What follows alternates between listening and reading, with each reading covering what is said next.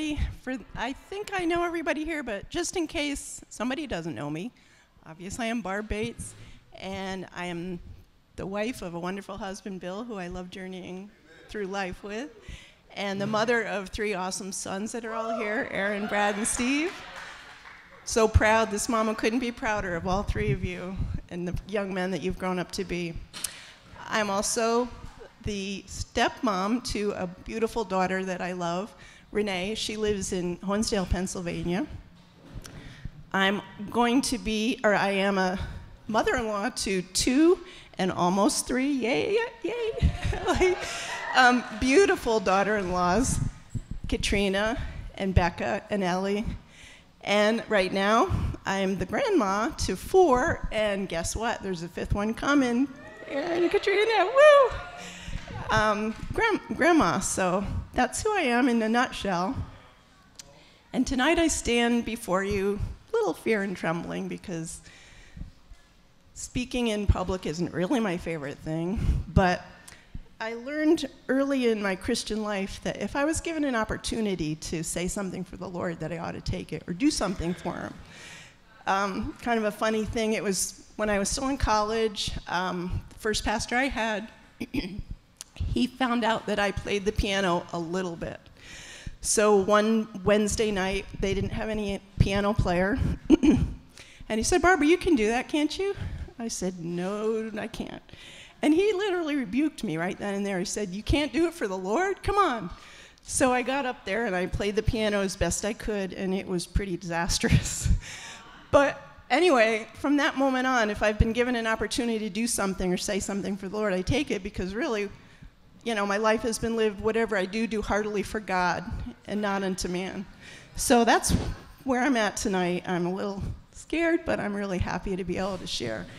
And what I do love to share, and I'm not scared about at all, is testifying to the things that God has done. So tonight, I'm going to take you on a journey, and it's a journey going through Hebrews chapter 11. So if you want to turn there, you can, or if you want to just listen. This is a journey the Lord took me on the last time I read Hebrews 11. It was maybe a month or 2 ago. And it was pretty exciting to me, something I never expected. You know, it can be fun to read the Word, can't it? You know, it's like a treasure chest of things that you can discover, and it's always new. So this is what happened to me the last time I read Hebrews chapter 11.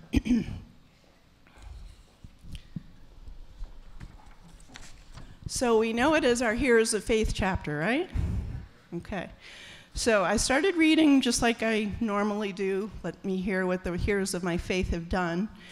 And I read verse 1. Faith is the assurance of things you have hoped for, the absolute conviction that there are realities you've never seen. And I just stopped and paused for a minute, and I thought, all right, it's about hope, it's about assurance. And I started thinking about my experience of salvation. And I thought, you know, some people give hope a bad rap, don't they? But it really, I mean, look, it's in chapter 13 of 1 Corinthians, and it's right there with faith, hope, and love. These 3 remain, but the greatest of these is love. And I wanted to read what it said in the Voice version. I loved it. But now faith, hope, and love remain. These 3 virtues must characterize our lives. The greatest of these is love. So don't ever let anybody downplay hope in your life. It is a very important anchor to your soul. So anyway, I stopped and thought about hope. I thought about my salvation experience. I found myself as a 20-year-old in college very unhappy with life. I had gone to college my first year and did what most college students do, had fun, got into the drinking scene, got into the partying scene. And by the end of my first year in college, I was like, well, there has got to be more life than this. So my second year, I went back to college, and I was like, no, it's not for me. I don't really know exactly how I'm going to live my life, but I hoped that there was a better way. That's where it started. I really hoped. And I started searching. So when I was reading a book on my way back to school after an Easter break. I was reading a book on a train called Beyond Ourselves by Catherine Marshall. And as I was reading it, everything in my heart said, yes, yes, yes, yes. That's literally where I came to faith in Christ. And it was because of a hope that I had, a hope for a different life. And it led to an action, and when I said yes in my heart on that train, I knew that was when I came to faith in Christ. So I started thinking as I was reading, let me take a look, and I believe the Lord led me in this.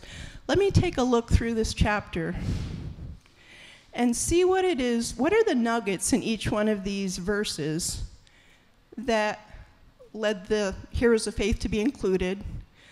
But not only that, as I had started in verse 1, I considered what it meant to my life. What does faith look like in my life? And it was an awesome journey. I'm going to share it with you. I will not get to share all the verses for time's sake, but I hope that it's going to encourage you to do the same one day, to look at the chapter in a little different light than you might never have considered before. So I'm going to drop down to verse 4. And this light is horrible on this part. By faith, Abel presented to God a sacrifice more acceptable than his brother Cain's. By faith, Abel learned he was righteous, as God himself testified by approving his offering. And by faith, he still speaks, although his voice was silenced by death. I thought, well, that always really, it was never real clear to me. But I started considering it, and I thought, well, how does that apply to faith in my life?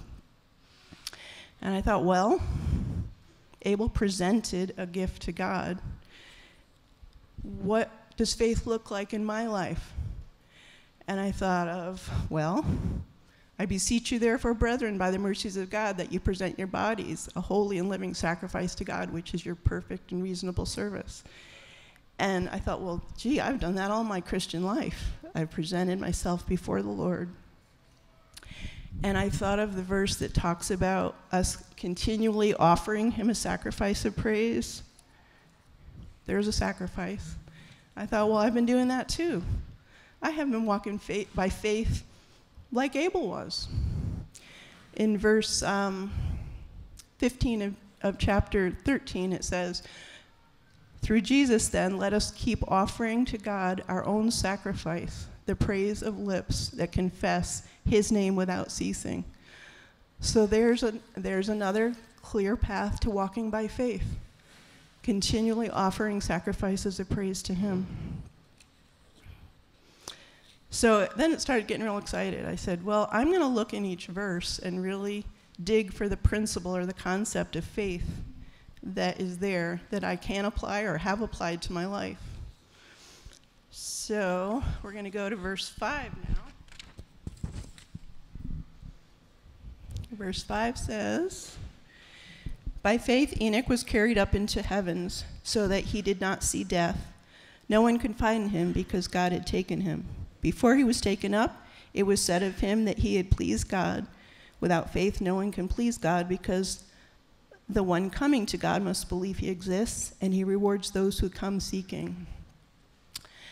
And I stopped and thought of Pastor Chris and the times that he's shared with us, the different realms that he's gone into. Has he been captured up in a way? No. But he's been captured to places that he's told us about in the spirit that maybe some of us have, maybe some of us haven't.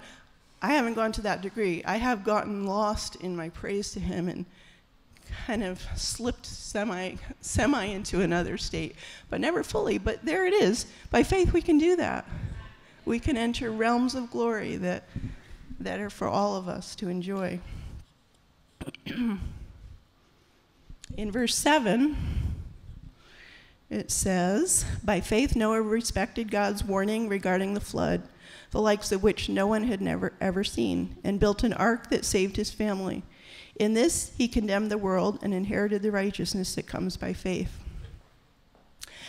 Well, the principle I got there was that he respected God's warning. And I thought about it, well, how have I done that through life? And one time stood out in particular. We had a pastor quite a ways back that was from Australia, and he was encouraging us to put out a good amount of money to invest in, I think it was paintings, wasn't it, honey? And he was trying to talk to us about, trying to get us involved in it. And Bill was pretty easy to convince, but my heart, for some reason, I believe it was the warning of the Lord, said, no, don't do it. Don't do it. And most of the time, I just go with the following of you, don't I, honey? But this time I stood. I felt like it was a warning from the Lord. And I stood my ground, and we did not enter into it. And I believe at that point, because we know what happened to that pastor, he did go on to be kind of a shyster with different people in the congregation, unfortunately. And I believe that we really avoided a financial disaster at that point. So respecting God's warning, I thought, was the nugget that was in chapter 7 that helps us to show or see if our lives are lining up with faith. Verse 8, by faith, Abraham heard God's call to travel to a place he would one day receive as an inheritance, and he obeyed, not knowing where God's call would take him. By faith, he journeyed to the land of the promise as a foreigner. He lived in tents, as did Isaac and Jacob, his fellow heirs to the promise, because Abraham looked ahead to a city with foundations, a city laid out and built by God. And I thought, well, we really followed God's voice when we came here to live here in Binghamton. We literally picked up everything. We sold our house, and two of our boys at that time were still living with us, and they came with us. And it was really an amazing thing. It was a time when Cher and Steve were pastoring the church in Newburgh. Remember Cher? And they had invited Pastor Chris to come to the church and speak. And we heard something that we had never heard before, a foundation that was amazing, being a son of God. And actually, right after the service, we turned to each other and we said, that is the foundation that we want to build on. Something that had not really ever been established in our lives in that way. So following God's voice, following his promptings is really important. And it's a way of walking by faith. Verse 11, by faith Abraham's wife Sarah became fertile long after menopause because she believed God would be faithful to his promise. So from this man, who was almost at death's door, God brought forth descendants as many as the stars in the sky, and it's impossible to count as the sands on the shore. Abraham believed God, and he responded to a promise, a word from the Lord, didn't he, in that circumstance? And it started me thinking about, actually, that was the one I already read, wasn't it? Sorry. By faith, Abraham's wife, Sarah, became fertile. Oh, I just read that. Sorry. Got it. Getting confused. That's the verse that made me think about my first pregnancy. By some, I was considered old, certainly not as old as Sarah. I was 36. And Bill and I had been married for about a year and a half, I believe it was. And there was really no stress about getting pregnant. I had no anxiety about it. But we were in services at that time, attending services by Rodney Howard Brown. And it was actually a morning service. He was in town for quite a while. He had some morning services where teaching was going on. And in the middle of it, he said, I believe I need to pray for people that want to be pregnant. And without even thinking, is that me or whatever, I popped up. He said, stand up if you want to be pregnant. So he had those ladies that wanted to be pregnant come forward right away. He prayed for us. I did go down on the floor. And he's looking me down at the floor, and he says, "You are going to be pregnant very soon." He said, "Get diapers on your way home." And I did. I got diapers. I took that action, and I took that word, and I believed God was speaking through him. And it was really quickly after that I was pregnant. All right, verse 17. By faith, Abraham, when he endured God's testing, offered his beloved son Isaac as a sacrifice. The one who had received God's promise was willing to offer his only son. God had told him, "Is it through Isaac that your descendants will bear your name?" And he concluded that God was capable of raising from the dead, which figuratively is indeed what happened. I think the principle there is letting go of something you love or you want and trusting God for the outcome, the best outcome. And this testimony of mine is awfully precious to me. We lived in Windsor when we first moved here. But Bill and I decided we wanted to live closer into town where the people we loved lived, where it wasn't so hard for people to get out to see us. So we started a search, started looking for houses. And we came across the house that we are presently in Sunrise Terrace, and I fell in love with it from the first time I walked into it. It was a downsize, it was full of character, it was a great location, it had a front porch, everything that I really wanted in a house. It was lovely. And Bill was okay with it, right? But, it didn't have the 20 acres of land around it. It was in the city, so to speak. And it became something that, I could tell in his heart that it wasn't the place that he wanted to settle. So I ended up relinquishing that to God. I said, "God, I love this place. I would really like it. But I'm going to give it to you. And I'm going to trust you for the final outcome." Not really thinking, "Oh, you can change his heart, Lord," but just putting it in his hands, giving it to him. And that's what I did. And I didn't say another word to Bill about it. I didn't tell Bill that I had done that.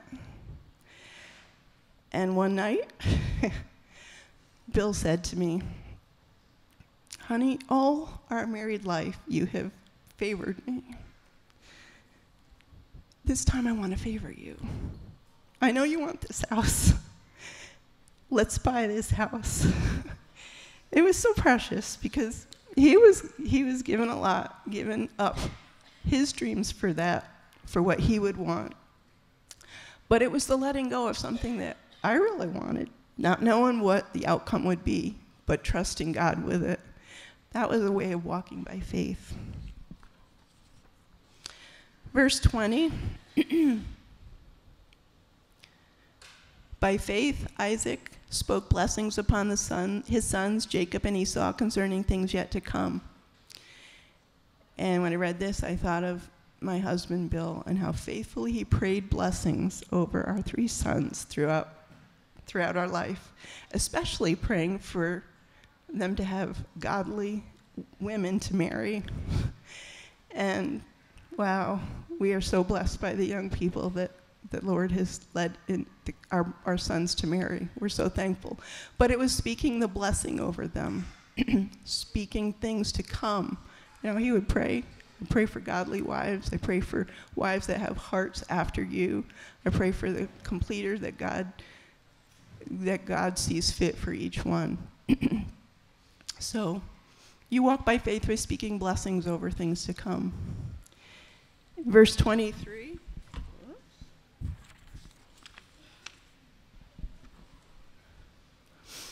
By faith, Moses' parents hid him for 3 months after he was born because they saw that he was handsome, and they did not fear Pharaoh's directive that all male Hebrew children were to be slain. Sometimes, by faith, you have to disobey a directive from authority figures. And I thought of the situation. Last week, Steve spoke about his humble beginnings, 2 pounds, 6 ounces. And it was while he was still in the NICU in the hospital. He was moving along very well until a certain point. And then his temperature rose, and they knew there was an infection in his body. And the doctors, they gave him antibiotics, and that didn't help.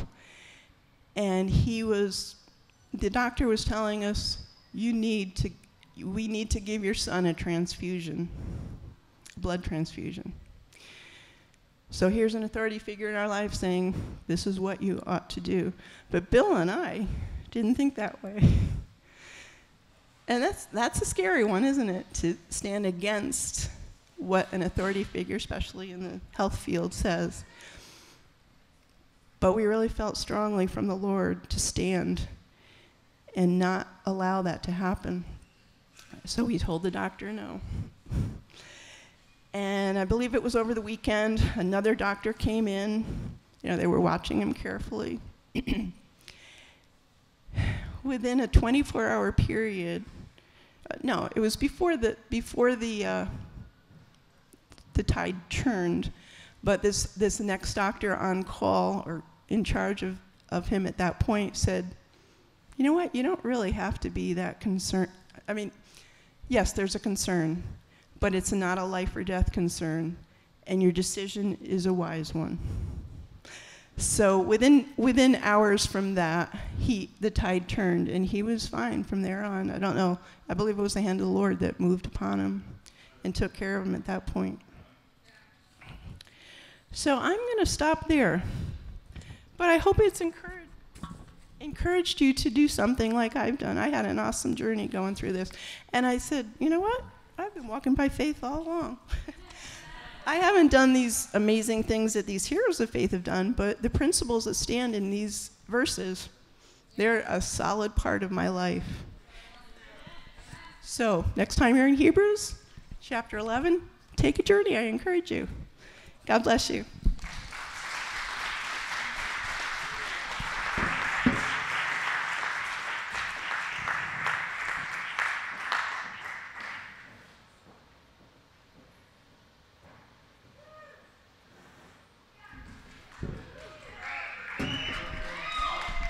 Hello. My name's Christian. Can you all hear me? Test, test. In a world where mic tests. No.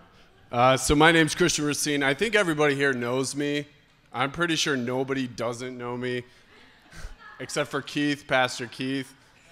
Maybe Kurt Stoddard, but he's not here.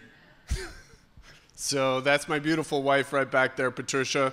You can pay me later for telling you that. I have 3 kids, Cooper, Bentley, and Cyrus. Some people always ask why my third one wasn't named after a car. And I don't really have an answer for that. No, God named him, so you can blame him. Maybe a Toyota Cyrus will come out someday, I don't know. Anyway, I grew up as a Christian. My parents are great Christians. They read their Bible and prayed every single day. They were great examples for us. I guess that makes sense because my name is Christian. I mean, if they were agnostic, I'd probably be named like Undecided or something like that. I don't know. But yeah, that's a cool white square. Yeah, so yeah, we were raised in a great family. All of the family was musicians, so we were always playing music, and I kind of like figured in my life that's where I should go. So I went to college for music initially, but then I started to wonder, is that kind of where I should be in my life? Is that really my future? It's not much of a career. I mean, no offense if somebody's a school teacher, but like I just didn't really see it. And so I was like, God, like what am I supposed to do with my life? I don't know where you're leading me. And a lot of things crazy happened. I lost my brother, and a lot of stuff happened that I just, I didn't know what God wanted. So as I was praying at one point, I remember God prompted me to join the military, so I did. I'm not really a military guy. I'm not really into it. And, you go to high school and you're like, oh, that guy's going to join the military. I was not one of those guys. But so I did anyway, and I believe, I'm a strong believer in drawing lots, like Proverbs 16 talks about. I'm a big believer in, you follow God with all your heart and lean not on your own understanding and follow him, and he will guide your path. So I figure I'll take that step into that office. I'm drawing lots. Whatever I join is what I join. And it just so happened God guided my steps. The only guy that was in there was an Air Force guy, and that's what I ended up doing. When I went into the military, we were in the middle of the conflicts that were happening in the early 2000s. And so there was a lot of deployments, and as a crew chief, you're flying all the time anyway, so I was gone as much as 300 days a year. And I don't want to get into military stories, but we were constantly gone, and it was a little crazy. And it wears on you after a while, And so I got to the end of, my stint in the military, and it was either time to re-up or get out. And I just felt that urge again, that prompting from God that I should go back to Binghamton. And so I did. I went back to Binghamton. And when I got back, I went back to pursuing my degree again. And my older brother, who worked at a video production company, I think he still works there, but he told me, you got to meet this girl. You got to meet this girl. You got to meet this girl. And she didn't go to our church, so I figured, well, whatever. So I waited on it 6 months, and finally I was like, all right, I'll meet her. So I went and met her, and I was pretty about her. I thought she was pretty cool. So I was like, let's get married, 2 weeks into it. And she complied. And so, happily ever after, we have a great marriage. I don't know, we have supernatural marriage. We have a really good marriage. But no marriage counseling, sorry. But yeah, so the crazy thing is, things were getting crazy. I mean, so I'm a very analytical person, and I know a few people in here that are also, but, I deal with that all the time. On a regular basis, you can ask my wife. But anytime something happens, my first response is, does that make sense? Is that analytically accurate? You know what I mean? So there's always these struggles that things are mulling in my mind all the time. I live in my own brain. And I was dealing with so much busyness in my life, getting out of the military. Now I'm playing military, still in the reserves. I'm working full time. I'm in college. I now have my first child. I'm married. All this stuff's going on. It's just eroding at my time. I have no free time. And there's these voices coming in, every time something happens, there's this miracle, and it wasn't really that much of a miracle. And in my mind, I heard, that's not a miracle. That's not God. God didn't do anything. And then there's a prophecy. Oh, that white sweater is a message of purity. And in my mind, I'm like, that's not God. That's not God. That's not God. And after a while, it just eroded my faith. It was like my light went out. And at a certain point, and I'm sure Pastor Chris has told the story 100 times, but a man was sent from Africa to come to the United States, to come to Binghamton, New York, to prophesy to me. And he came in there, and I know that, it's obvious Pastor Chris knew that I was struggling with this, because he, pointed me out to the prophet, but but the prophet came and talked to me, and it was interesting because the very first thing he said was, first of all, called me out for not being at church that often. But the second thing he called me out on was that I was skeptical and that I didn't believe, And that, I don't know if anybody's ever seen it, but if you do ever see it, I could tell you that what's happening in my mind is he was calling out that spirit, that those evil spirits that were speaking in my brain all the time, telling me that's not God, that's not God, and that called that out, and that ended that whole issue. And ever since then, I've been free of it. But it was really interesting. The rest of the prophecy I don't want to go into because there's a lot of parts of it that I feel like we're kind of shrouded and are for kind of me and my wife and my family only. But It's incredible because so much of that prophecy has been 100% accurate. It's incredible. Like, you think about it like the woman at the well, right? Like, Jesus was sitting there and he just started telling her everything that was happening to her in her life, and it totally changed her life. All of that time that took for her to erode and go through marriage after marriage after marriage, and it took Jesus that long to change her life. And it was the same way with me. It took years and years and years to erode me down, but that fast, and everything changed. So that's my testimony. There's a lot more to the story, but I had like 8 minutes, so that's all. All right, thank you.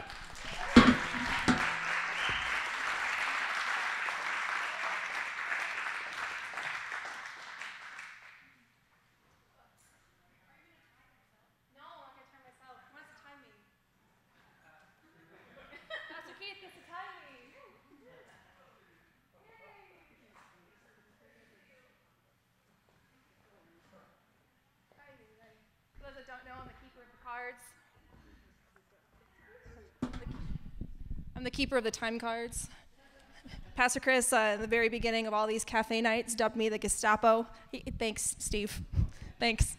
There's a 20-minute card. Hey, very funny. I got some wise guys back here. Steve just held up the 20-minute sign. I got it.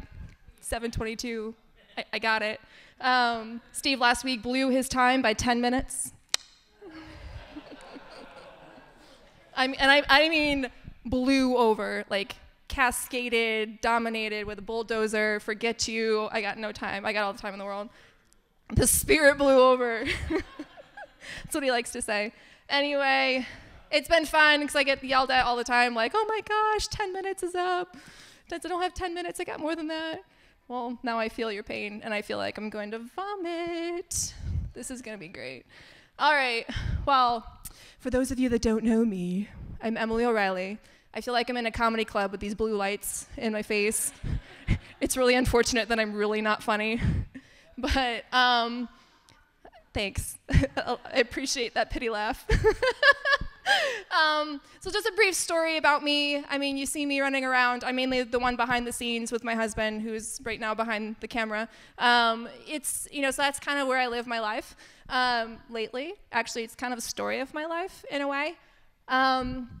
Growing up, I actually grew up Catholic. I don't know all of the nuances, all the arguments about the Catholicism. I know enough, and I knew enough when I was younger. But a synopsis of my life in this respect, because there's so many nuggets, and 31 years on this earth, I've got layers and layers and layers to my testimony. But for this case, I'm just going to talk about service. So growing up Catholic, I did the whole Italian thing, and we would gather on Sundays, and we would go to Nana's house, and we had Sunday dinner, which was after church. Or if we went to the other side, who were also Catholic, we would gather at Nani's house and have a roast. That was the Sunday thing, but every Sunday, you went to church, and that was it. When you became of age, you got to hold a candle.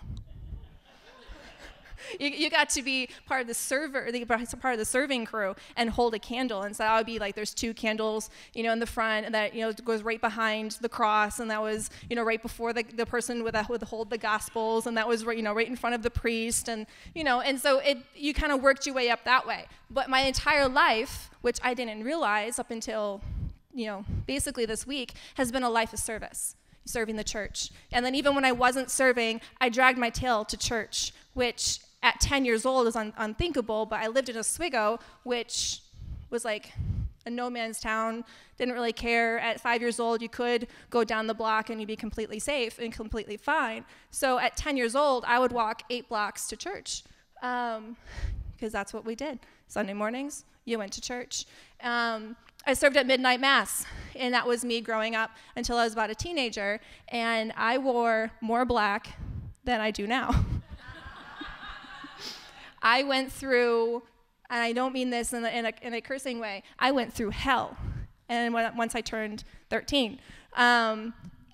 there's a lot of issues there, and as a result, it came out in my clothing, it came out in my makeup, it came out in my nail polish, it came out in my shoes, it came out with what I wore. I had more spikes on my neck than a bulldog. I had, the darkest black nail polish that you could think of. My eyeliner, Avril Lavigne's had nothing on me.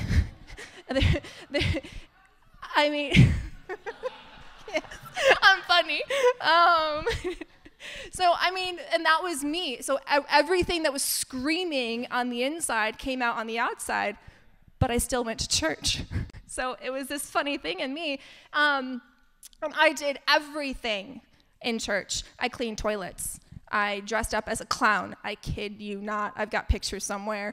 I taught the kids. I sang on the worship team. I scrubbed the floors. I evangelized. There was a toy drive. I was the one rapping. There was Thanksgiving dinner. I was handing someone a turkey. We went door to door. I went everywhere. When I grew out of my black stage, sort of, it just never runs away. Black looks good, man.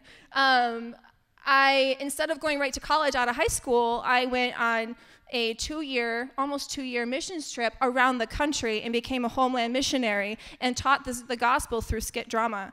And I thought it was funny, although I didn't write it, but I had to pretend like I was funny. It was like Saturday Night Live, but with a Christian message. And that was 355 days a year for 2 years, every day. Every day. In the gas station, you ministered the gospel. At the church, you ministered the gospel. We went to the grocery store, you ministered the gospel. We went to Walmart, we were passing out tracts. We're talking to people, hey, do you know Jesus? Hey, do you know Jesus? And that was my life. So what I want to talk to you a little bit is just about that. And wow, that was 5 minutes already.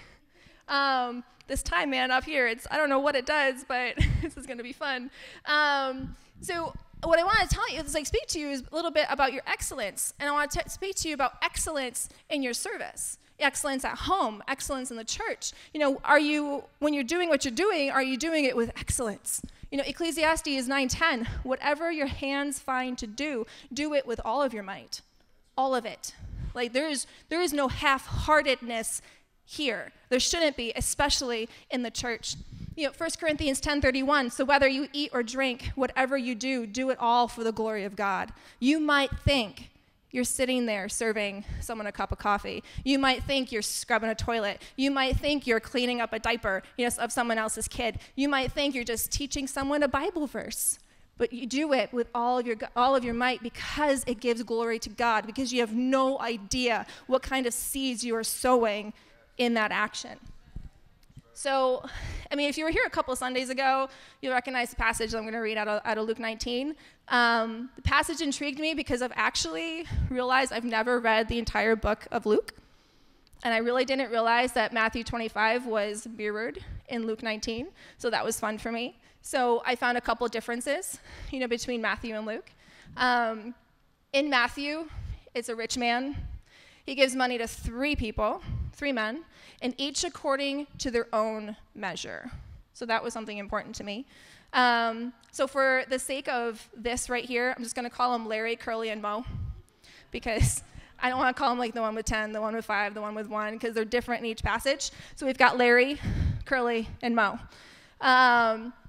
So in Luke, instead it's a nobleman who turned king. He gives 1 mina to 10 different servants, which I thought was interesting. Every single one of them got 1. But he emphasizes only 3. KJ and I have speculated about this passage and said that it could be a couple of things. Either the other 7 just didn't do much with it, or they did something similar with it, or these are the 3 examples that Christ just really wanted to pinpoint. And then the other question is, why are they completely different stories when the same 2 people heard the same story? But that's another story. It's completely different other thought. That's where just my mind wanders. So in Luke 19, we're just going to read it. And he said, therefore, a nobleman went into a far country to receive for himself a kingdom and then return. Calling 10 of his servants, he gave them 10 minas and said to them, engage in business until I come. But his citizens hated him and sent a delegation after him, saying, we do not want this man to reign over us. When he returned, having received the kingdom, he ordered these servants to whom he had given the money to be called to him, that he might know that what they had gained by doing business. The first came to him, saying, Lord, your mina has made 10 minas more. And he said to him, well done, good servant. Because you have been faithful with very little, you shall have authority over 10 cities. The second came to him, saying, Lord, your mina has made 5 minas. And he said to him, you are to be over 5 cities. Then another came and said, Lord, here is your mina, which I kept laid away in a handkerchief, for I was afraid of you, because you are a severe man. You take what you did not deposit and reap what you did not sow. He said to him, I will condemn you with your own words, you wicked servant. You knew that I was a severe man, taking what I did not deposit and reaping what I did not sow. Why then did you not put my money in the bank? And at my coming, I might have collected it with interest. He said to those who stood by, take the mina from him and give it to the one who has 10 minas. And they said to him, Lord, he has 10 minas. I tell you that to everyone who has, more will be given, but from the one who has not, even what he has will be taken away. You know, it's better to do something than nothing at all. With whether what you've been given, a talent that you have, anything along those lines, it's better to do something with it than nothing at all. So what I thought was interesting here, you know, in this particular passage, so we'll ignore Matthew for now, in this particular one mina, which is said to be 3 months worth of wages, which is a lot. That's 3 months worth. I like to hold 3 months worth of my wages in once. That'd be great, especially in the summer.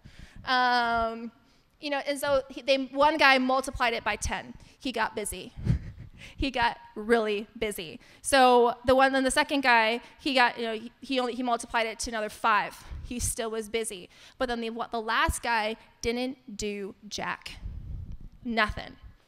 And he held it and he put it in a handkerchief and hid it away. What? You know, and so it got me thinking, because this is pertaining to money. But sometimes, you know, there are some people in this room that are extremely talented. You know, they have a lot to give. What are you doing with it? Are you doing anything with it? You know, I mean, there's some in here that have, I don't want to say mediocre, but they have some talents and then something very specific. Are you doing anything with it? You know, and there are some people in here that might have something, and they have something inside of them, but they're not doing anything with it. You don't want to be like the guy who is basically cast aside and said, well, basically you're dismissed. You know, because you want to do something with it, because especially it's for the kingdom. And the word says to do everything for God's glory. God gave you that talent. He gave you the ability. He gave you that service. Do it for his glory. Amen? Maybe. You're looking at me funny. I can see you. I'm just saying. So in Matthew, I do want to go back to there because it says something interesting here.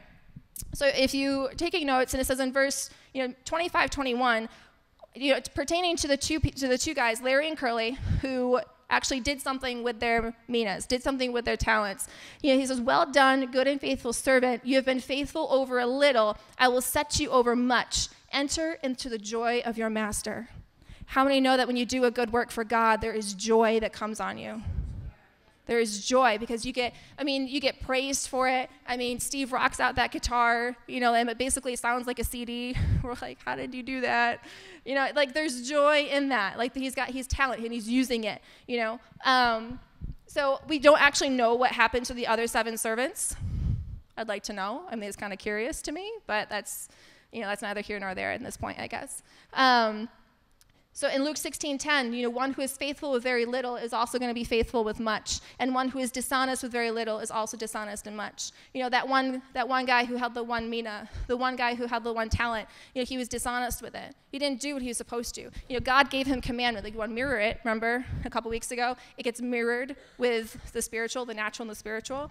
God gave him an order and said, go and do business with this. Go and multiply this, and he didn't do it. And so in Matthew, it says that he was cast out and he was actually weeping and gnashing of teeth because he didn't do what the Lord has said. He disobeyed him. Oh, Lord, I don't want to be the one to disobey God or not do what I need to do with the talent, with the minas, with the provision that God has given me. This also doesn't just apply to money, as I said, but I also want to challenge you. That are you being faithful with the tasks that you've been given? Do you serve the body with the full measure that you've been given? Do you serve each other with the full measure that you've been given? You know, do you wake up in the morning like, how do I make someone else's life better? You know, because my dad was like, when he's giving marriage advice to my sister, he said, you know, like a marriage is actually 60-40. It's supposed to be 60-40. And each of you are supposed to strive to give the 60%. Each of you. You don't want to be the one that gives the 40%. Each of you do strive to be the one that gives 60%. Well, I think that applies to the church, you know, because Christ, he mirrors the church with marriage. You know, they want to strive to give each other 60% because I want to give more than what you can give me. Not for, you know, so that I can boast amongst myself and just say, hey, I did this. But it's more like because that's how we're supposed to love each other. You know, love the body, love the house. You know, I'm actually going to pick on my projector people and my video people because I can, and, you know, it's our ministry, so it's our ministry. I don't want to speak for other ministries or, you know, like, point fingers like, hey, you should be doing this when you could have been told something else, but, because I actually ran into this, recently. So Katrina had a crazy, I think it was Katrina or Amy, I don't know, one of them had a ton of, like, tags in between songs. They didn't do the whole song, we did the partial, and then we did the tag, and then it was awesome, and, like, you're following in the spirit, and you're like, woo! I know where she's going, and it's amazing, but in the program, if you don't know it, then you're going to be like, oh my gosh, oh no, oh my God. Did you get there early? Did you know? Did you listen to the worship leader? Did you get the list ahead of time? Did you figure it out? On video, you know, we can get there at 9:30, and KJ and I are always here early, so we have things set up ahead of time. And so we're like, we set it up. But sometimes, you know, we get distracted, especially if we're on the worship team, and then, like, if worship goes late or if we got other things to do, you know, practice goes late. I mean, you know, so we have our guys, and we're like, hey, did you set up your cameras? Did you get here at 10? How about 10:05? You know, like, get here early to set up your stuff. You know, we try to ask our guys, get here early, get here by 9:30, set up your camera, set up your switcher, you know, making sure everything runs right because the computer gets cranky, you know, make sure everything runs smoothly. But hey, how about get here at 9? Get here for the prayer meeting, get your spirit worked up, and then get yourself in line, get your service in line, because what would happen if the entire church showed up at 9 o'clock for the prayer meeting? Could you imagine? Could you imagine what that prayer room would look like if the entire church, and I'm talking about being excellent here. I'm talking about, like, giving everything that you got. And I'm literally not going to get to half of what I'm going to wanted to get to tonight. But that's quite okay, because I'm just going to linger here for a minute. What happens if the entire church showed up at 9 in that little room? We'd bust the walls down. Paul did it with his praises, and he was in prison. We're not in prison. You know, we're here in church. These walls should rattle. Like, we should make Mark and Aaron really nervous at the foundation. This thing is going to crumble. You know, like these walls should shatter and shake and give glory to God. You know, so let's back up here. What are you doing in your personal time to get here and prepare before service? You know, because so it's a weird thing when we are looking at the timeline of things, and you're looking at the flow of things. And we've been talking about unity in the spirit, being committed to the house, being unified together. I just want to read you actually something real quick. We've heard it 100 times, but in Ephesians 4, and I'm going to read it out of the Passion Translation. This thing is awesome. So Ephesians 4:12, 4:11. You know, he's appointed some to be apostles, some to be prophets, some grace to be evangelists, and some to be pastors, and some to be teachers. And their calling is to nurture and prepare all the holy believers to do their own works of ministry. As they do this, they will enlarge and build up the body of Christ. You know, that's the job of our pastors, to build us up, to encourage us. You just heard a testimony from Christian, how the prophet, encouraged him to build him up and, to get him plugged into the house, to be here. Let's be here. Let's show up early, because what would happen instead of people showing up at like 10, 10:05, 10:10, 10:15? Oh, you don't believe me? We see it. You see it. You see it in the house. You see it in this. You can feel it in the church. Like, have you ever noticed at 10 o'clock and half the church is empty? You're like, what is that about? What happens if the entire church actually got here at 10, or God forbid 9 o'clock? Can you think about it? Like, I know there's some extenuating circumstances, and there are kids, and there's, late nights or something like that. But if we set it in our hearts, to be here with excellence, and I'm just not going to show up for church so I can have a feel-good service, so Pastor Chris can dust me off a little bit, so that I can just, shake it off all my cares and worries because the worship is awesome, but I'm going to be here ready and prepared in excellence to worship God with all my might, to be in my ministry and to fulfill my ministry, to build the body together with everything that I have. But everything that I have is going to be poured into it because I'm ready and I'm prepared. Amen? Are you prepared? Be prepared, because this is only the beginning. I'm telling you, this is only the beginning. Our pastor has a vision, and it's huge, and you got to be ready. And that's what I got.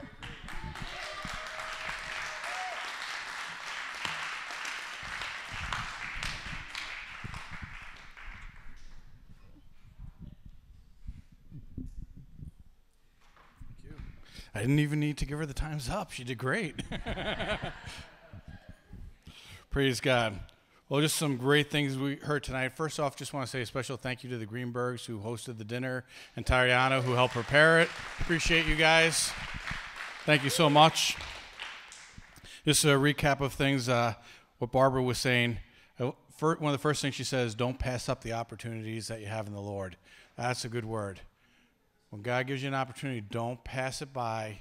Even if you don't feel qualified or good enough to do it, take the opportunities that God gives you. And she talked about hope, and how hope for a new life led her to her walk with the Lord, and all those things that's transpired in her life as a result of that. Without faith, it's impossible to please God. And I enjoyed the way she went through the scriptures and went to the different types of faith and the different examples, and then she related to how she's walked through all those different examples herself in her own life. It's very powerful. It's really good. Great job, Barbara. Really appreciate it. And then Christian, he's not a military guy, but he did join the military. And his parents aren't agnostics because we know his name is Christian. But it was really great. He has that analytical mind, and, banging himself on the head constantly while he was up here. And how God sent a guy from Africa to speak to him and just break that thing so that he could walk in the fullness that God has for him. That's really awesome. Thank you, Christian. And then Emily, she's got a heart to serve the church with excellence. Better to do something than nothing at all. Better to do something than nothing at all. And when you do a work for God, joy comes every time.